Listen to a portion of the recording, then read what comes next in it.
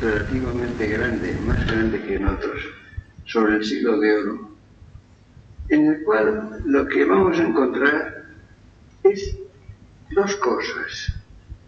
Por una parte, una cantidad de personas interesantes y con gran relieve, que es lo que encontramos constantemente en este curso.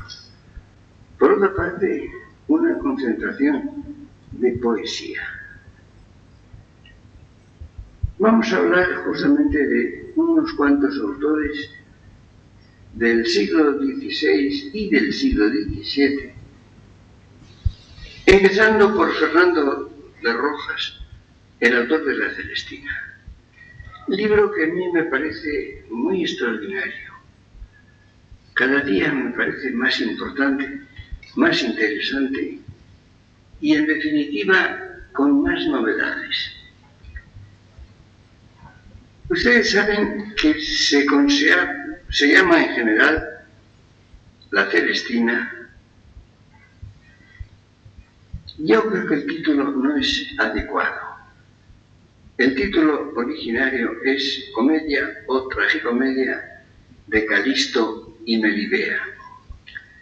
Se lo suele interpretar como una obra de teatro. Se ha representado, yo lo he visto en teatro más de una vez. Yo creo que es una novela. Yo creo que no es una obra teatral, sino una novela. Y es curioso porque la razón de que pueda parecer una obra teatral, que esté dividida en actos, que sea actos o autos, que aparezca todo dialogado, tiene una justificación en la cual no se insiste en general. Yo creo que es la técnica de la aproximación al lector. Quiero decir lo siguiente. Si ustedes leen una novela cualquiera, especialmente una novela vulgar, verán ustedes que en toda novela hay dos elementos, dos porciones.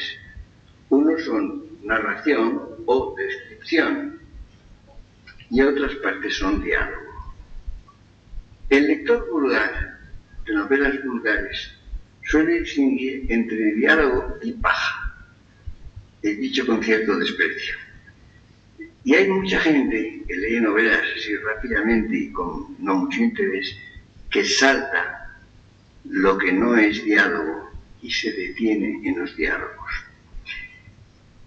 La razón de esto es que cuando un novelista es un novelista inhábil, poco hábil, y esto ocurre en cierto modo en los orígenes de la novela, cuando la novela es en algún sentido primitiva, es difícil para el novelista lograr la presencia de los personajes y de la acción. Cuando los personajes hablan, cuando hay diálogo, están presentes.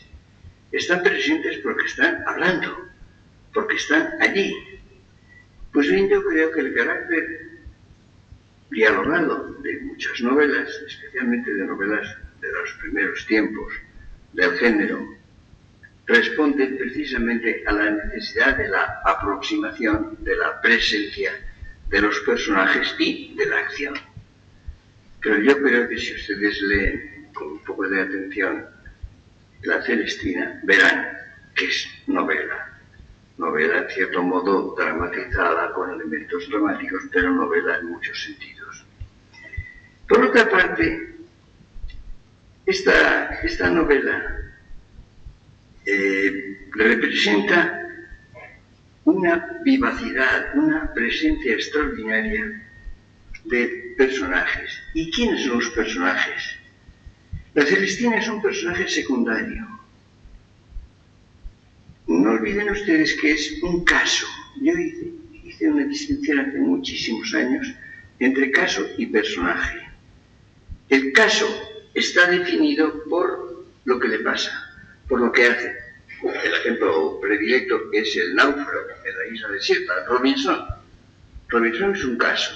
Si encontráramos a Robinson fuera de la isla desierta, en Londres, por ejemplo, no lo reconoceríamos. No tiene rasgos particulares suyos.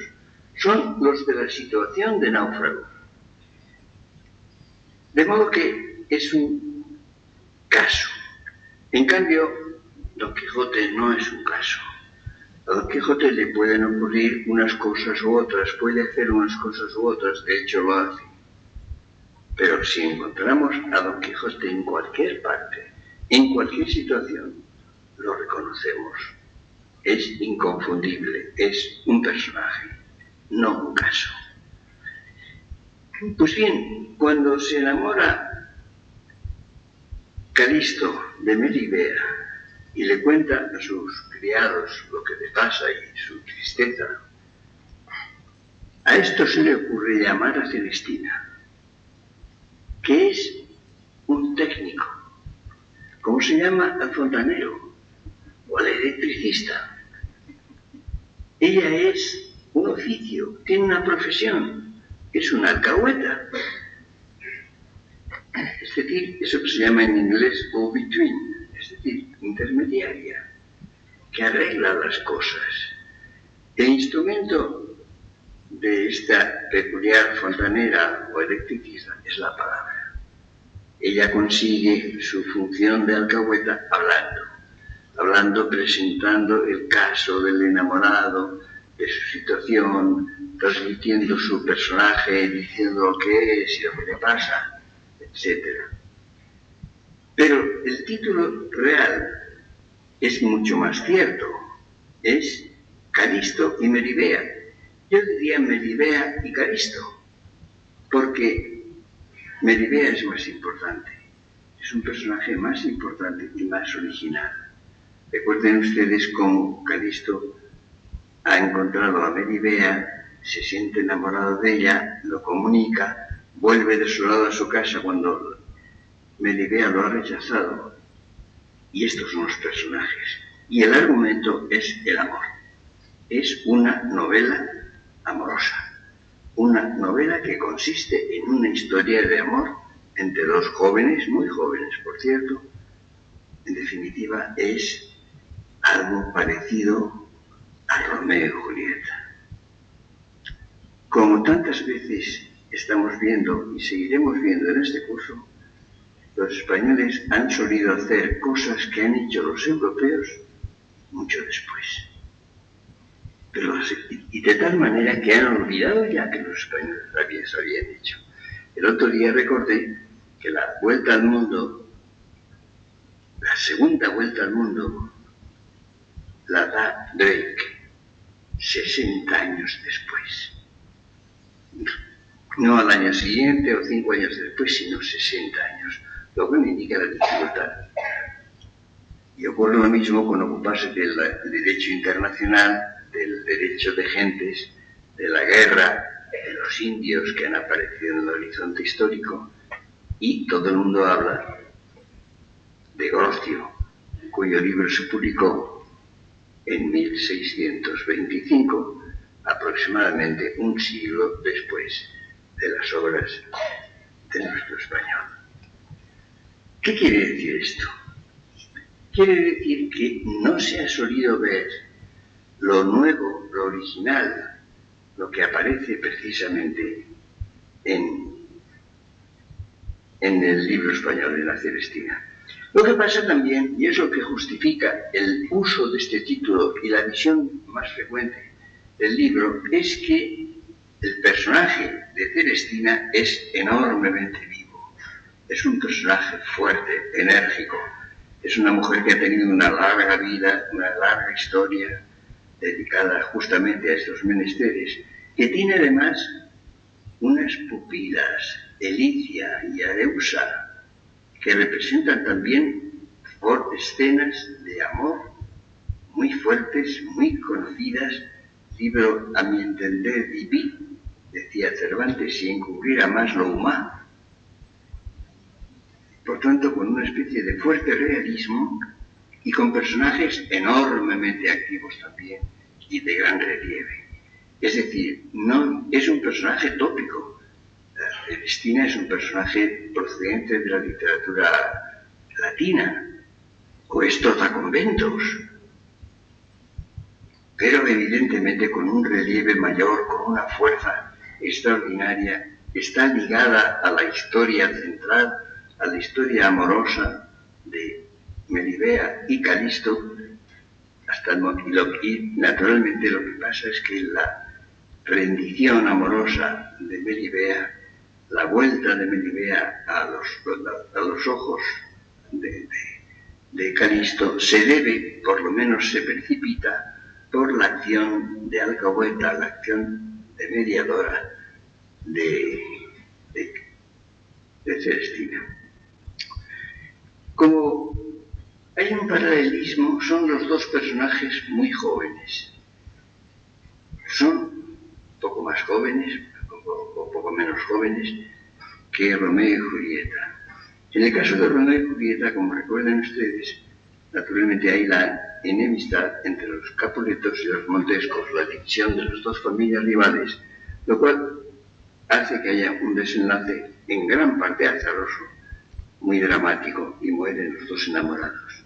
También ocurre esto mismo, no por esa rivalidad que no existe, sino por otros motivos, en gran parte azarosos, pero que terminan con la muerte de los dos enamorados, por un accidente, una caída de la escala, de la pared de Calisto, por un suicidio de Melibea, que se precipita desde lo alto de la ventana y muere entonces. No olviden ustedes que las razones son justamente la terrible pérdida que ha sufrido. Habla de que ha muerto Calisto y dice Melibea: no es tiempo de yo vivir. Se piensa que es un suicidio que tiene un carácter en cierto modo pecaminoso y religioso, pero sin embargo acaba encomendándose a Dios y le dice al Padre: coge este cuerpo que allí baja. Es decir, hay una dramatización profunda y profundamente humana, por motivos humanos, con una consideración de que es algo, un acto humano que realiza, llevada a él por la desesperación de la muerte del amado, pero el contenido amoroso, estrictamente amoroso, de la Celestina es enorme. Es curioso que ese amor está muy a las claras, está muy expreso, está en muchos pasajes como amor sexual, como amor carnal, no solamente en la pareja central enamorada, sino sobre todo en las pupilas, en escenas que son extraordinariamente valiosas y fuertes, y elegantes al mismo tiempo. Los recuerdos de la vida y las peripecias de Celestina, pero lo que predomina es el contenido realmente amoroso, no muy frecuente en esta época. Si ustedes repasan en la literatura de toda Europa, no la española, la aparición del amor como tal, del amor propiamente humano, el amor entre varón y mujer, verán ustedes cómo se tarda en aparecer. Y la Celestina representa una de las primeras versiones, de las más fuertes y acertadas de esta pasión amorosa. Por eso yo, en cierto modo, considero como inicio la Celestina en forma novelesca, no poética, ni propiamente dramática, del tema del amor, de la condición del amor sensual, sexual, sexuado, por supuesto. Quizá en este orden sexual, carnal, que aparece en esta obra. Y de ahí en adelante aparece una larga serie de poetas, que son ya poetas, que aparecen en el siglo de oro, en el siglo XVI y en gran parte del siglo XVII, y que representan la exploración, el descubrimiento de esa realidad que no ha sido frecuentemente considerada por la literatura y que ha sido relativamente infrecuente en la vida real, que es el amor entre varón y mujer. Piensen ustedes en una figura como Garcilaso.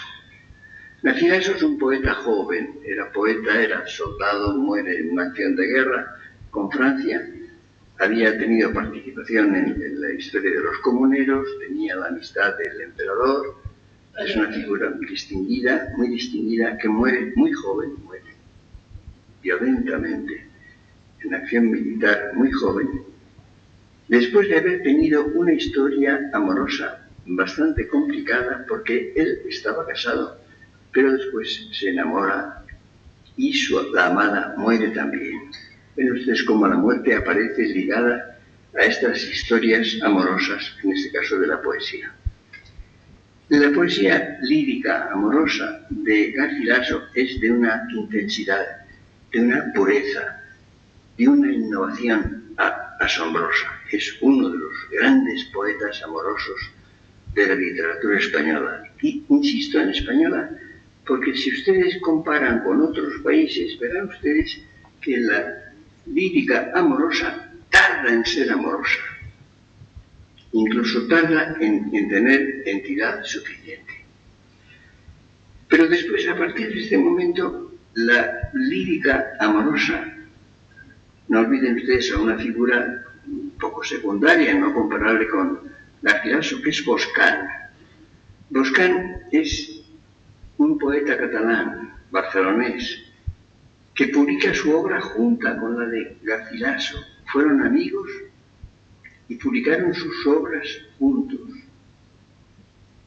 No olviden tampoco que es Boscán el traductor del maravilloso libro, del cual le hablé ya, El cortesano, de Baltasar Castiglione. La calidad lírica, la calidad de la poesía amorosa de Boscán no llega a la de Garcilaso, que representa una perfección, una intensidad extraordinaria, pero hay que emparejarlo con él. Por cierto, piensen en que este hombre traduce de catalán de Barcelona, traduce El cortesano al castellano, no al catalán, y escribe su poesía totalmente en castellano, lo mismo que Garcilaso, queda en tantos sentidos emparejado con él. Pero después tenemos una figura tan interesante, tan importante, tan diferente de estas, que es Fray Luis de León. Fray Luis de León es una figura muy apasionante. Es un monje agustino, es un fraile agustino, es un erudito, es hebraísta. Parece que hay una rama judía en su ascendencia. Es un poeta en el cual no falta el elemento amoroso, en dos sentidos. Por una parte, él es un poeta religioso, un poeta ascético, puramente religioso, un poeta que canta la vida tranquila, la vida del que se aparta del mundanal ruido, el que no se ocupa de asuntos temporales, el que busca, en cierto modo, la paz y el sosiego. Sí, pero por otra parte hay un elemento puramente religioso.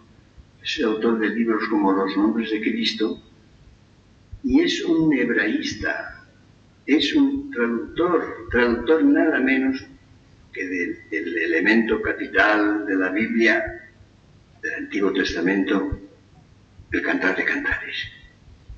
El Cantar de Cantares, como saben ustedes, la Iglesia lo ha interpretado siempre como un libro religioso, como un libro evidentemente referido al amor de Dios, referido precisamente a la relación del alma humana con Dios, pero es un libro evidentemente lírico y es un libro amoroso de amor entre varón y mujer, de una fuerza, de una energía, de una belleza asombrosa. Es decir, hay una realización amorosa de un amor humano, con una referencia a lo divino, interpretado justamente a lo divino, pero inequívocamente, incluso con sensualidad, con una complacencia fantástica en la belleza, Como ven ustedes, no es posible separar poéticamente, ni es posible separar desde el punto de vista del amor la obra de Garcilaso de la obra de Fray Luis de León. Es además teólogo. No olviden ustedes, yo lo tengo en mi casa, casi nadie lo conoce. Tengo 5 tomos en latín de Fray Luis de León. Escribió libros piadosos, libros religiosos, libros con una vertiente teológica, incluso en español y en latín también, más como una obra más profesional. Estoy señalando las múltiples direcciones en que aparece la literatura y especialmente la poesía del siglo de oro, que tiene direcciones completamente distintas. Ustedes han visto, van viendo en este curso, cómo en cada momento, en cada fase de él, hay unas cuantas personas, unas cuantas vidas humanas que proceden en diferentes direcciones, que van a distintos lugares, que representan la vivencia de lo que es la vida humana y la época al mismo tiempo en direcciones enteramente distintas, que no se parecen, que no se pueden comparar unas con otras. En otros países, en otras lenguas, es frecuente que haya una época, hay un género literario, o dos, según los casos, dominantes que son cultivados por muchos que escriben obras análogas, obras parecidas. Esto no ocurre tanto en España, más bien ocurre algo distinto y opuesto, que son direcciones distintas. Es decir, la literatura española de estas épocas explora lo real, explora lo humano, las posibilidades humanas en direcciones enteramente distintas. Y por eso aparecen obras que no son comparables, que no son semejantes, que no pertenecen a géneros vigentes, sino que son de una enorme diferencia, de una gran diversidad. Esto es un rasgo muy importante porque estoy tratando de trazar ante ustedes como una especie de mapa de la historia española en su diversidad, en su pluralidad de direcciones y de orientaciones, incluso dentro de ciertos géneros, por ejemplo, del amor y de la poesía, de la dirección poética del amor, la cosa es múltiple, con grandes diferencias, con grandes desniveles. Como ven ustedes, hay que encontrar esa especie de relieve personal y relieve literario de España en una pluralidad de direcciones y de diríamos, como de tendencias posibles. Recuerden ustedes que este mismo hecho lo hemos encontrado a lo largo de este curso en todos los momentos capitales.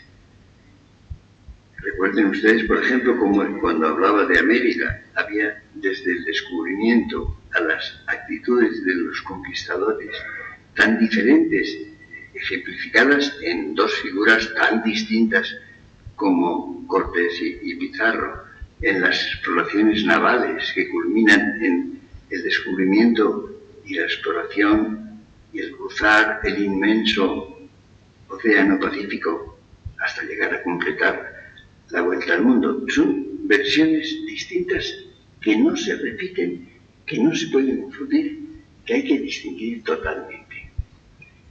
Pero estamos todavía relativamente en la parte primera del siglo XVI, y esto se prolonga todavía más, se prolonga enormemente. Piensen ustedes, por ejemplo, en cómo aparece una figura tan extraordinariamente distinta como Góngora.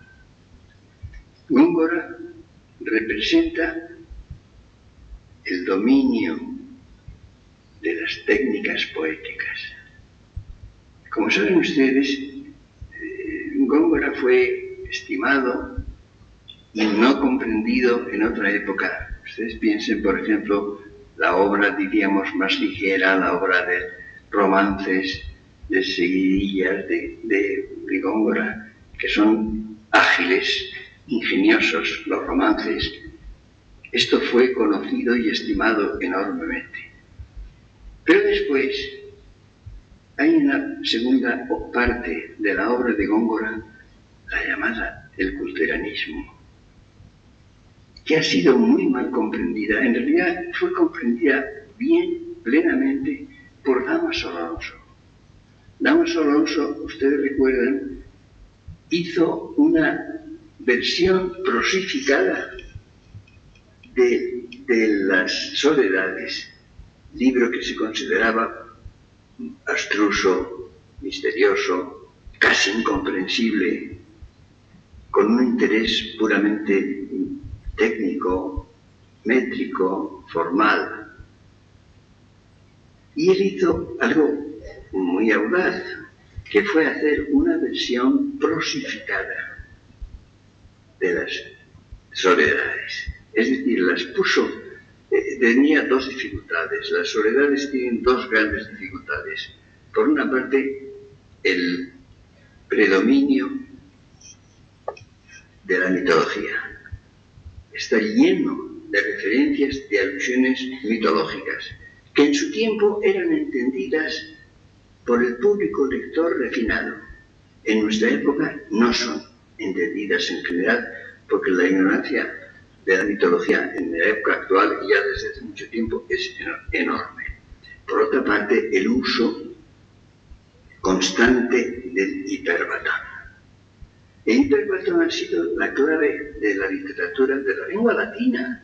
Ustedes piensen, por ejemplo, un hecho, que es un hecho notorio. La literatura latina clásica, la obra de los romanos, la época clásica, es difícil de entender, es difícil de leer. Ustedes, y lo digo por si acaso, para ustedes como lectores de latín o aprendices de la lengua latina, en general, la mayor parte de los estudiosos del latín han leído muy pocas páginas de latín. Hay gente que sabe latín, que conoce sus reglas, que conoce la gramática, que tienen incluso un cierto vocabulario, pero que si ustedes les hacen la cuenta, han leído poquísimas páginas en latín.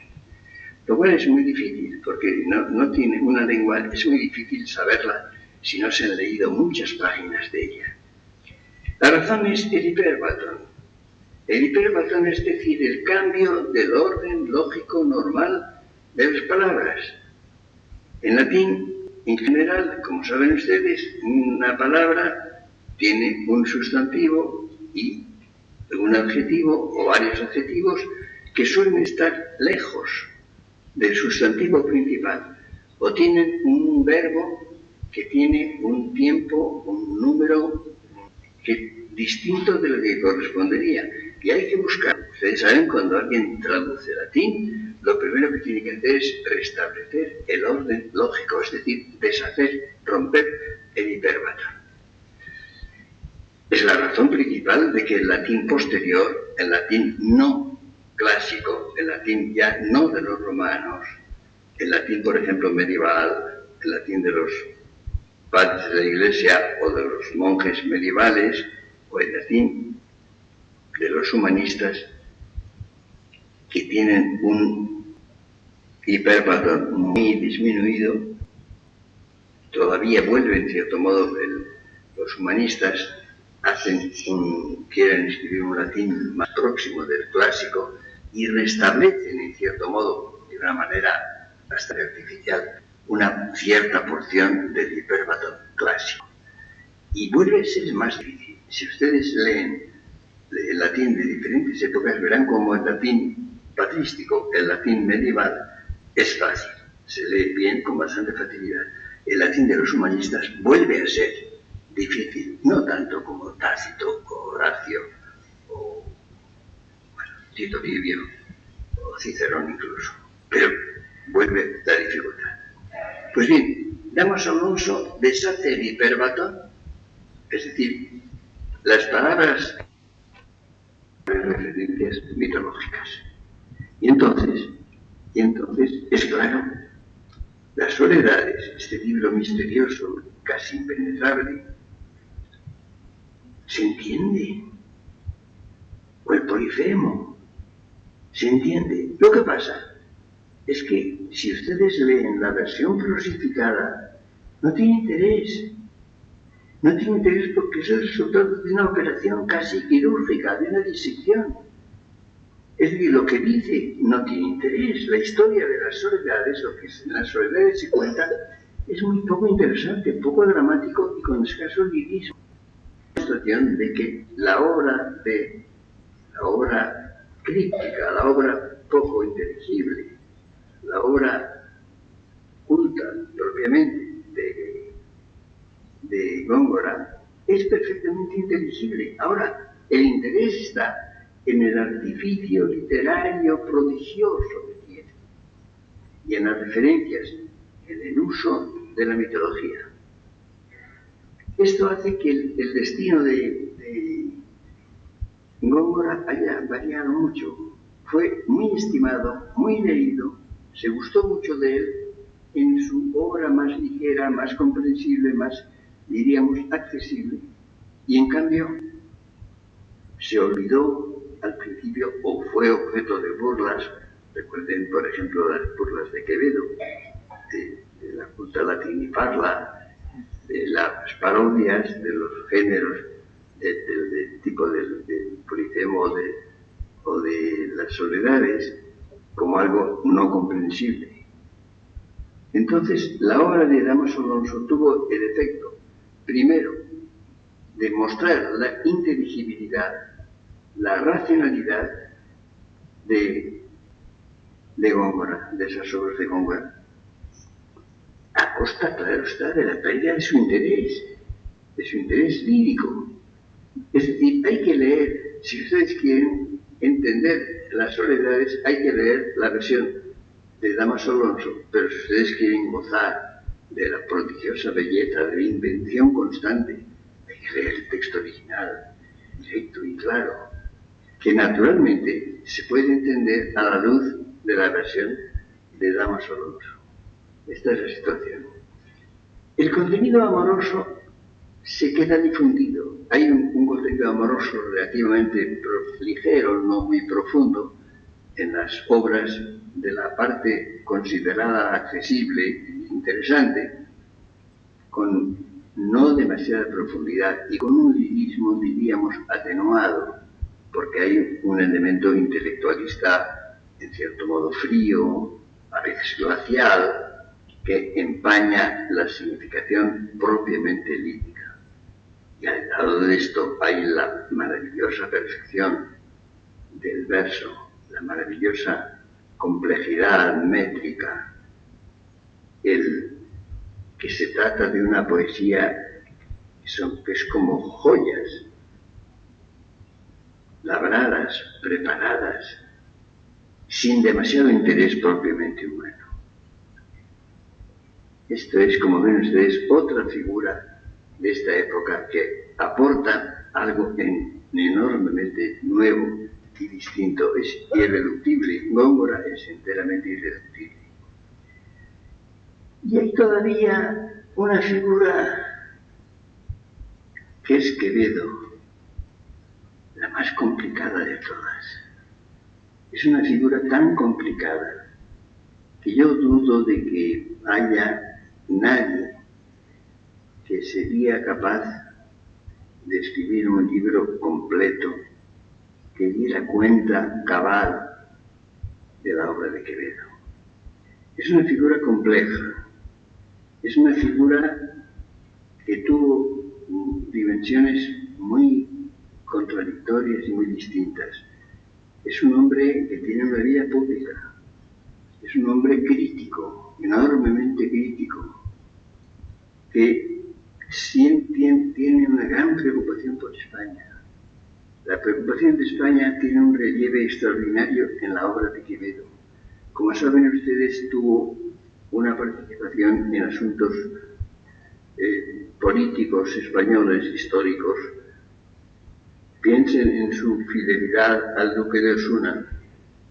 Hay el espléndido Soneto, faltar pudo su patria al grande Osuna, pero no a su defensa sus hazañas. Diéronle muerte y cárcel las Españas, de quien él hizo esclava la fortuna. Lloraron sus envidias una a una, con las propias naciones las extrañas. Su tumba son de Flandes las campañas, y su epitafio la sangrienta luna. En sus exequias encendió el Vesubio Trinacria,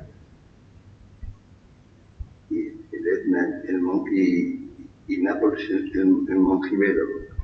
El llanto militar creció en diluvio, diole el mejor lugar Marte en su cielo, la Mosa, el Rin, el Tajo y el Danubio murmuran con dolor su desconsuelo. Ese prodigioso soneto, un soneto lleno de patriotismo, lleno de entusiasmo por España y por la figura del duque de Osuna, revela la actitud que tuvo y el dolor que tuvo cuando cayó en desgracia, cuando perdió el prestigio en la corte, y lo mismo tuvo la actitud primero favorable, en otro momento muy crítica respecto del conde duque de Olivares. Es decir, es una figura mezclada con la política. Parece que tuvo mucha importancia también en sus relaciones con Venecia. Estuvo, como saben ustedes, preso de un modo muy cruel en San Marcos de León, con grandes sufrimientos, con grandes padecimientos, pasando frío y situaciones dolorosas. Escribió poemas críticos, poemas valientes, audaces, de una tremenda independencia. Por otra parte, parece que su conducta no fue siempre correcta, ni mucho menos. Era valiente, se expuso, fue combativo. Es una figura muy mezclada con los asuntos concretos políticos españoles. Pero no es solo eso. Era un hombre de una formación filosófica y religiosa profunda, próximo al estoicismo, muy próximo al estoicismo. Por otra parte, hay en él una actitud satírica, enormemente satírica. Ustedes saben que la poesía de Quevedo se compone en una gran parte, muy gran parte, de una poesía burlesca, satírica, sumamente grosera, agresiva, monótona. Se pasa hablando de cuernos, una proporción que a mí me inquieta y no me acaba de complacer, por supuesto, de una gran monotonía. Escribe tratados religiosos. Escribe una novela famosa, la novela picaresca El Buscón. El Buscón también es un libro, bueno, la novela picaresca, que es una gran creación española, original, es casi ha quedado el nombre y el género como un género español. Es muy complicado también. Ustedes saben que hay una versión, que es la que circula, todavía circula entre los estudiosos de la literatura española. La novela picaresca crea el tipo del pícaro. El pícaro es un joven, luego llega hombre en general, empieza casi siempre de joven. Es una novela casi siempre autobiográfica, contada en primera persona, que es otra forma de proximidad, de acercar el personaje al lector. Pero los rasgos que se atribuyen tradicionalmente, casi de un modo universal, al pícaro es el resentido.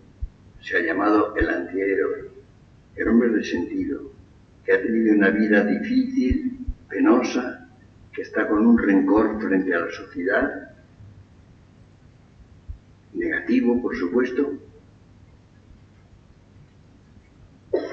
y evidentemente que hace todo género de actos incorrectos, a veces francamente inmorales. Hay un pequeño inconveniente en esta interpretación, Y es que el creador del género, el creador de la novela picaresca es el Lazarillo de Tormes, de autor curiosamente desconocido y que ha desafiado todos los intentos de identificación. No se sabe quién escribió el Lazarillo de Tormes. Lo que me parece claro es que no tiene los atributos que se le atribuyen a la novela picaresca. No es un resentido, no es un hambriento, pasa hambre pero no le da importancia y además es azarosa el hambre. Por ejemplo, cuando está con el ciego y con sus demás amos. No es resentido, sino todo lo contrario. Yo he citado en un ensayo que escribí hace bastantes años una serie de citas que parece que corresponden a la teoría de Brentano de lo que llama el amor justo. Es decir, estima los valores donde los hay. Hay, por ejemplo, un pasaje famoso en que dice, cuando el ciego le ha bebido el vino en el cacharro, haciendo de agujeros, le da en la cara, en la cabeza y en la cara con el cacharro, lo llena de heridas, lo deja dolorido, y evidentemente eso no le gusta a Lázaro, que se queda malherido y maltrecho, pero comenta luego que después el malvado ciego dice, contaba la historia y la contaba con tal gracia. La faena que le había hecho para vengarse de la travesura de Lázaro, dice que era injusticia no se lo reír. Es decir, lo ha tratado mal, lo ha tratado con crueldad, con mala intención, pero tiene mucha gracia. Y lo cuenta con tal gracia que es injusto no reírle la gracia. Es decir, respeta lo que es valioso. Es el respeto a lo valioso, aunque considera y a su costa el mal que le ha hecho, su crueldad. Pues bien, esta novela, que es la creación del género, a muchos años de distancia de las demás, no representa ni poco ni mucho, ni el hambre es accidental y no tiene importancia, ni mucho menos el resentimiento. Es al revés, el respeto de lo estimable, el respeto de los valores, incluso en un contexto contrario. ¿Cómo se puede definir un género literario con los atributos contrarios de la obra en que se realiza, en que se origina? Luego sí, en la novela picaresca posterior hay hambre, menos de lo que se cree, si se mira con detalle, y hay resentimiento, hay negativismo, y la hay en el Buscón, por supuesto. El Buscón está lleno de ello. Es decir, es una novela picaresca en el sentido tradicional de la palabra, con gran originalidad, con grandes novedades, con un elemento nuevo, distinto de las demás, pero evidentemente que entra en la actitud negativa que se atribuye normalmente al género entero como tal y que no corresponde a la primera novela. Pero hay más. No solamente escribe tratados ascéticos, tratados religiosos, escritos políticos, críticos, expuesto a la persecución. No solamente escribe esta novela picaresca, es que además he hablado de la poesía de Quevedo. La poesía burlesca de Quevedo es grosera, es repetitiva, no habla más que de cuernos todo el tiempo, es una cosa un poco obsesiva, que repele. Así, pero la poesía profunda de Quevedo es posiblemente la cima más alta de la poesía española. La poesía amorosa. Los sonetos amorosos de Quevedo son probablemente los más espléndidos, los más hermosos, los más entrañables que se han escrito. Y los sonetos en los cuales aparece el sentido de la vida humana, la profundidad de la vida humana, Hay algunos sonetos que hacen pensar, por ejemplo, en Heidegger. Tienen la profundidad de Heidegger, la visión profunda de cómo son las pasiones humanas o el sentido mismo de la vida o de la muerte. Es decir, como ven ustedes, algo que está a 100 leguas de la poesía burlesca, de esta poesía en definitiva grosera, superficial, por supuesto, que trata de ser ingeniosa, simplemente ingeniosa y con bastante monotonía. ¿Cómo conciliar todas esas dimensiones que he nombrado en Quevedo, que representa una vida que ocurre naturalmente desde fines del siglo XVI hasta mediados del siglo XVII, que ocupa la parte, diríamos, central del siglo de oro, que representa una extremada originalidad, abandonada en cierto momento también por una especie de extraño abandono, de una tensión diferente, de una especie de relajamiento, por ejemplo, de la tensión poética, de la tensión lírica, que es tan evidente. Es un enigma. La figura de Quevedo es un enigma en sí mismo como personaje y es un enigma su valor poético, su complejidad poética. La preocupación apasionada que tiene por España, la preocupación por ver cómo, recuerden ustedes el famoso soneto Miteros muros de la patria mía, si un tiempo fuertes, hoy desmoronados.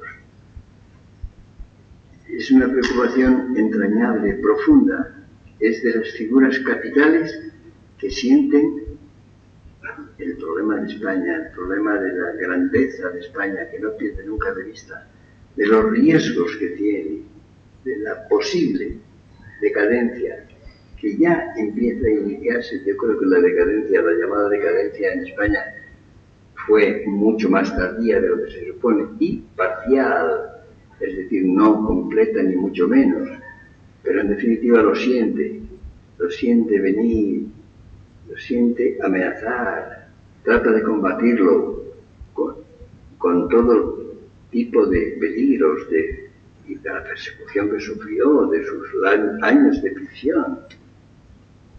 ¿Y cómo ocurre esa pureza, esa intensidad poética, ese sentido de lo que es la vida humana en su profundidad, de lo que es el amor, comparado con la tosquedad que tiene en otros momentos?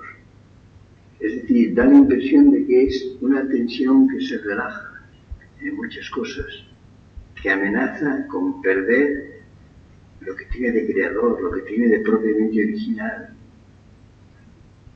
Si ustedes consideran estas figuras que he nombrado, que no he podido hacer casi más que nombrarlas, tratar de caracterizarlas en su actitud vital, como personas, como vidas en España, ven ustedes cómo hay dos factores que quiero señalar. Uno de ellos, su variedad. Esa existencia de lo que llamo constelaciones, de figuras coexistentes en el tiempo, en el mismo tiempo a veces o con poca distancia, pero que se orientan en direcciones que no tienen nada que ver, que por tanto excluyen toda monotonía. Es como si fueran una serie de ensayos de vida española y de vida de España como tal, enteramente diferentes.